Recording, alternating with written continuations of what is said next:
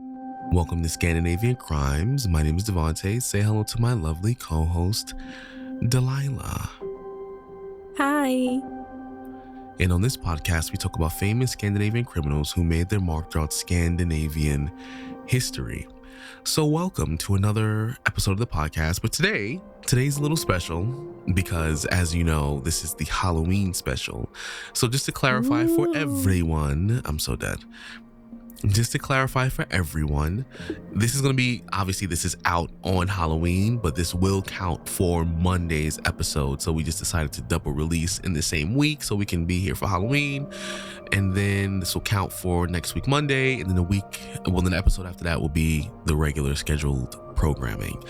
And also, so before we cover this particular case, I'm just letting you guys know that this episode, the last episode and the episode before that, we do have video format and videos for basically the discussion sessions that you can kind of go to the YouTube channel and watch if you want something a little bit more visual, between the both of us, if you want to kind of feel a little closer to the podcast. So that is available. So it'll be linked into the description of each and every episode for those specific videos that have episodes that have videos, so that way you can go check it out if you want to, and all that good stuff, all that jazz. All right, so now that we got that out the way, I hope you already are having a spooky Halloween, because this case takes place all the way in the remote East Fjords of Iceland. The nights in October are long, dark, and unforgiving. In 2007, climate researcher Eiríkur Bjarnason, hope I said that right, vanished without a trace. No one knows what happened that day. They don't know if there was an accident, attempted murder, or something far more stranger. His disappearance remains one of Iceland's most haunting cases. So, in the spirit of Halloween, if you just happen to be home, make sure you keep your candy real close. Make sure you lock your doors, close your windows, because this is the story of Eiríkur Bjarnason disappearance.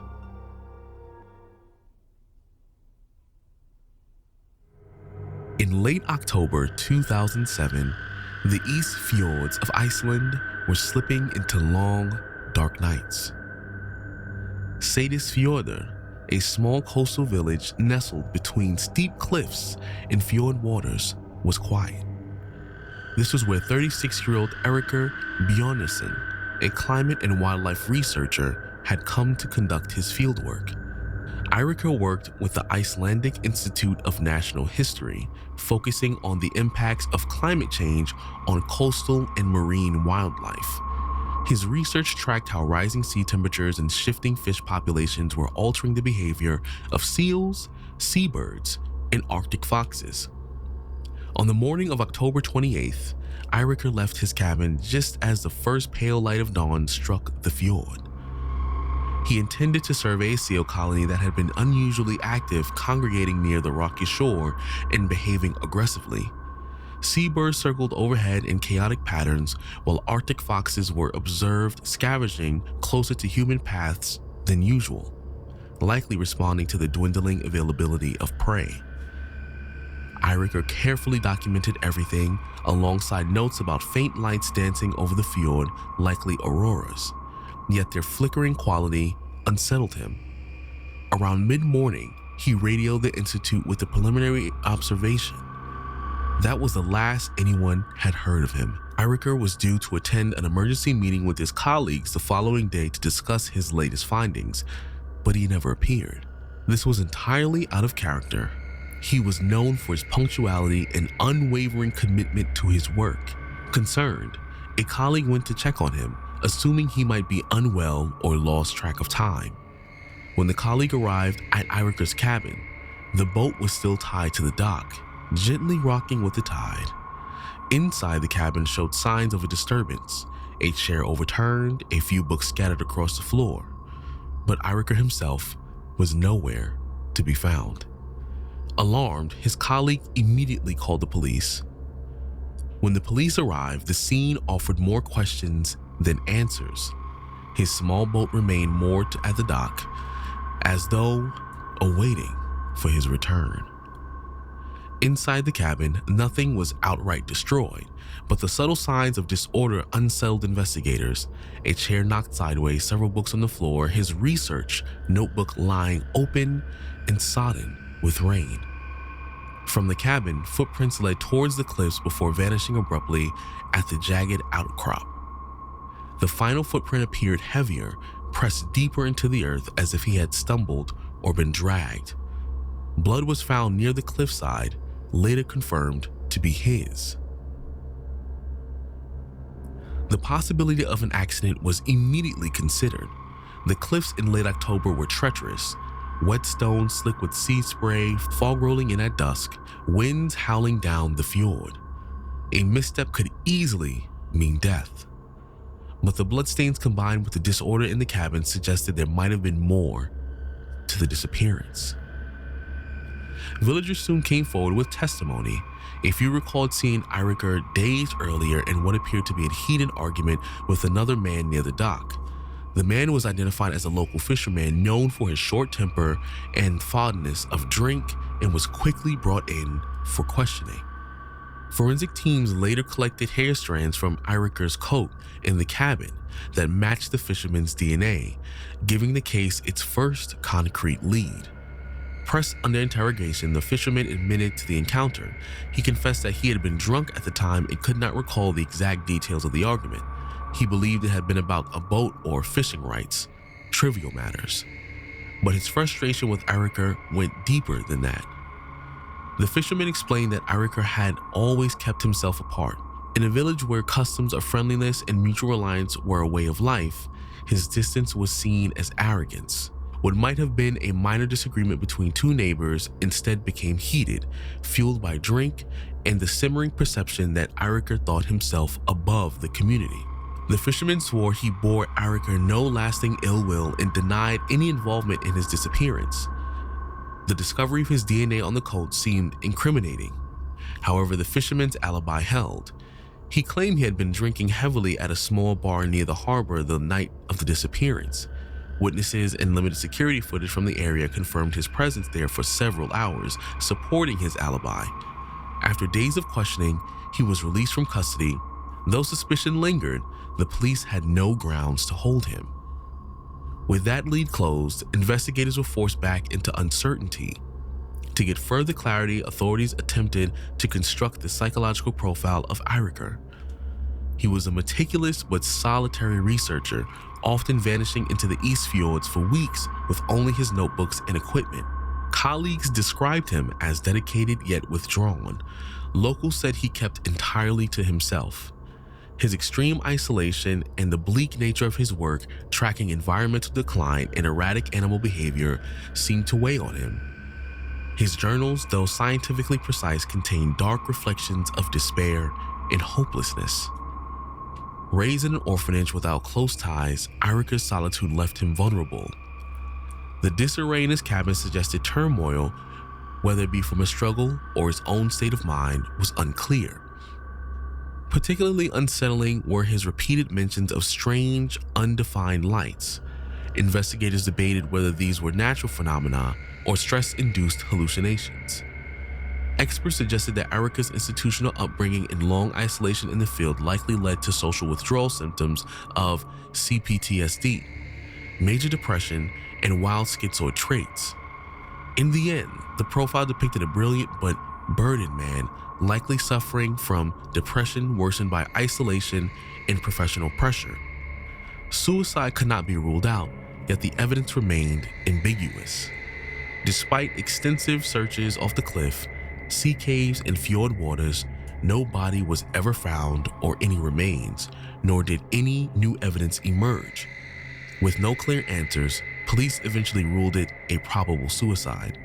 Yet within the investigation team themselves, doubt remained. Eiríkur's isolation and journal entries suggested deep anxiety and despair, but no evidence of suicidal intent. There were also too many loose ends: the blood on the cliffside, the signs of a struggle in the cabin, the unexplained lights all leaving the sense that something remained unsolved. Eirikur's disappearance soon became a haunting story woven into the lore of the East Fjords. Hikers spoke of faint colorless lights flickering above the water, seals gathering unnaturally close to the shore, and an eerie stillness along the cliffs where Eirikur was last seen. Some believed he had fallen to the sea, others whispered of a murderer still at large. Among locals, old folklore resurfaced, tales of nature angered by human intrusion or omens of environmental collapse. His cryptic notes blurred the line between science and superstition, leaving the truth forever out of reach.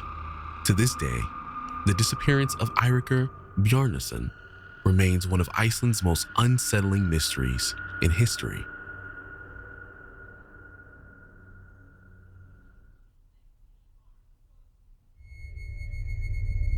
Okay, so there obviously is a lot of like theories of what could have happened to Eiríkur. I'm so sorry. I don't know how to say Icelandic names. I'm gonna be better. So obviously you guys know that in Iceland it's very common for disappearances to happen rather than like murder. And because Iceland is most of the safest country in the world, not a lot of crime happened there.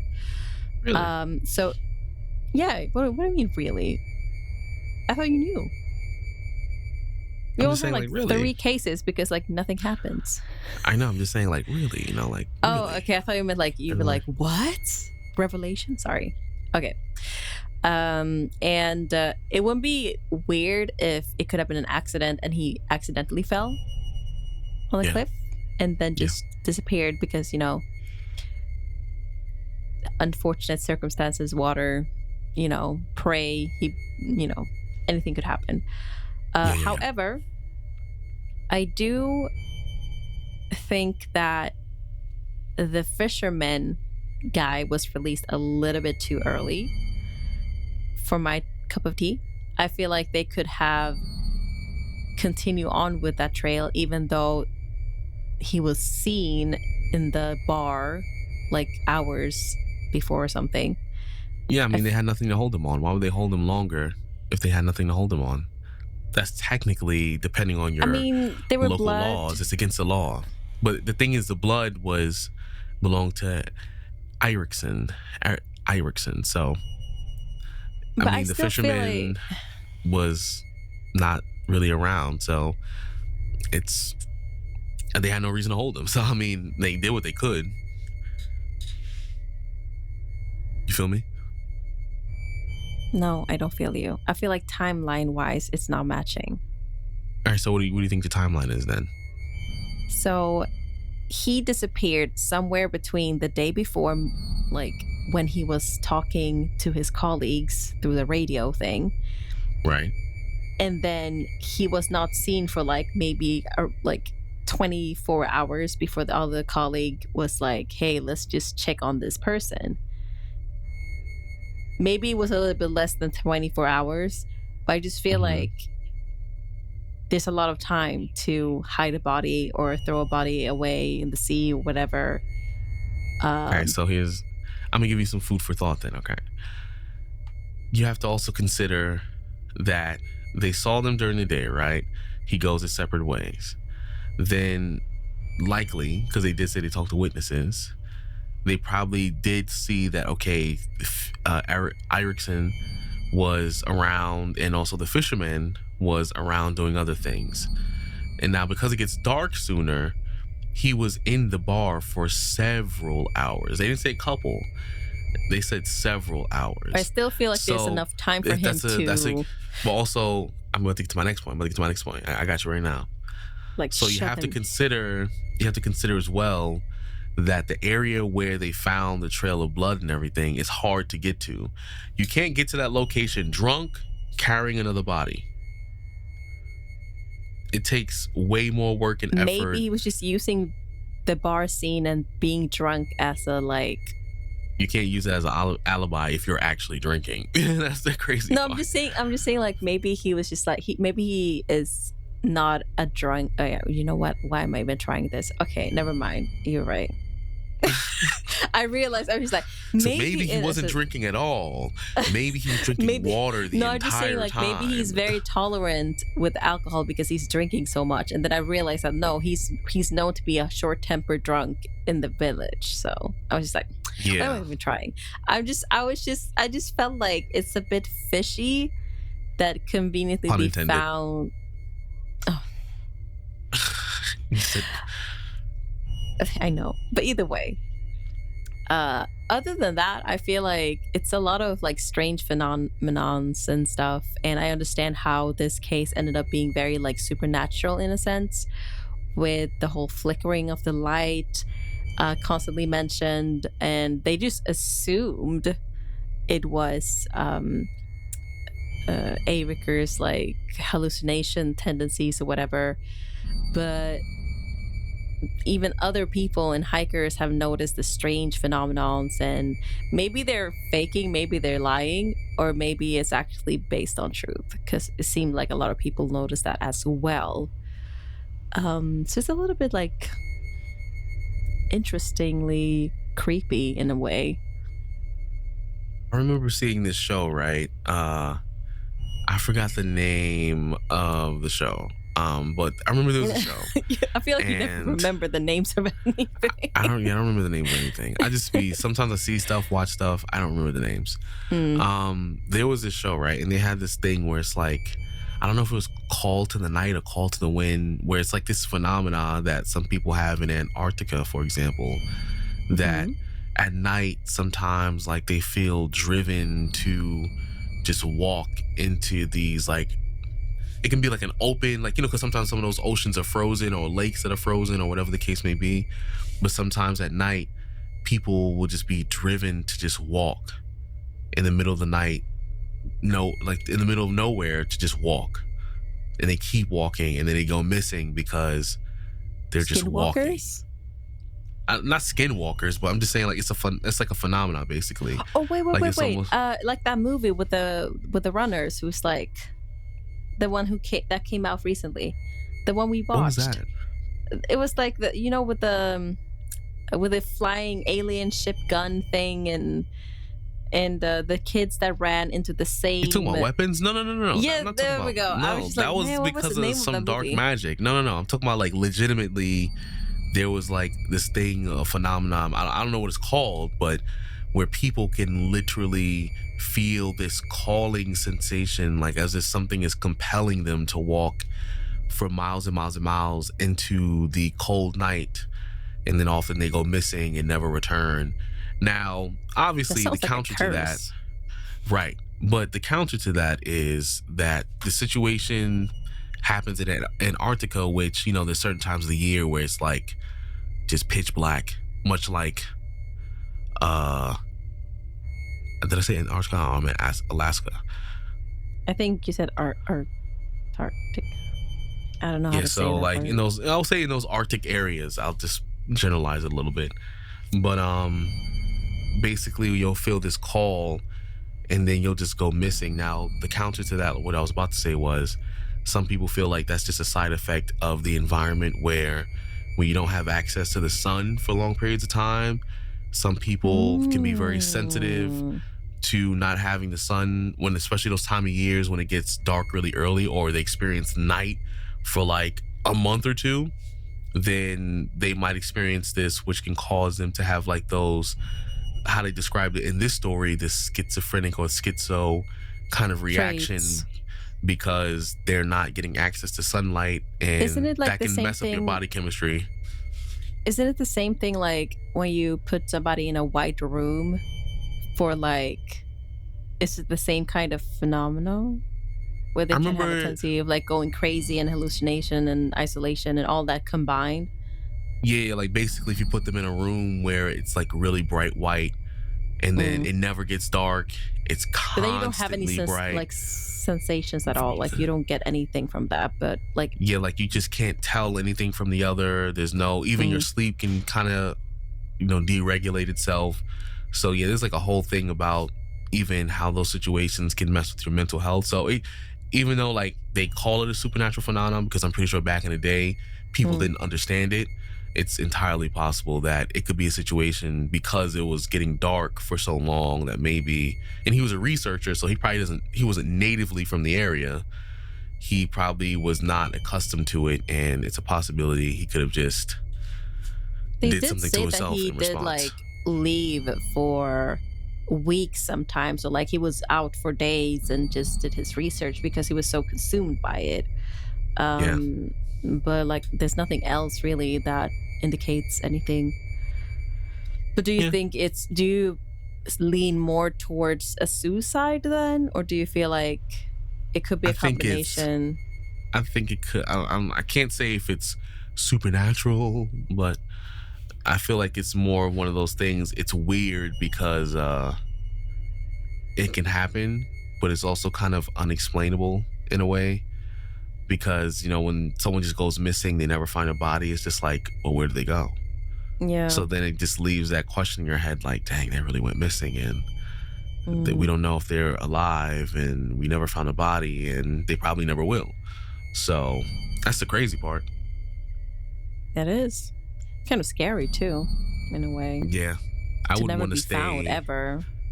Yeah, I wouldn't want to stay in like Alaska, those Arctic areas, or anything like that. Iceland. It is refreshing though. Like, in Iceland's short burst. A very beautiful, like imagery wise. I've never been there, but it looks like it's very I feel like beautiful. in short bursts it's nice, but that lack of sunlight during certain times of year is it's a doozy. I can barely tolerate when it gets dark at 5 over here. Honestly, that's like half the world is like that. So I know, that's like if you horrible. don't live in the middle of the equator, then ekvatorn, I don't know how to say it in English, I'm sorry. If you don't live close to that, then you have to like deal with it. It's like sorry, I'm just being weird. But yeah, there's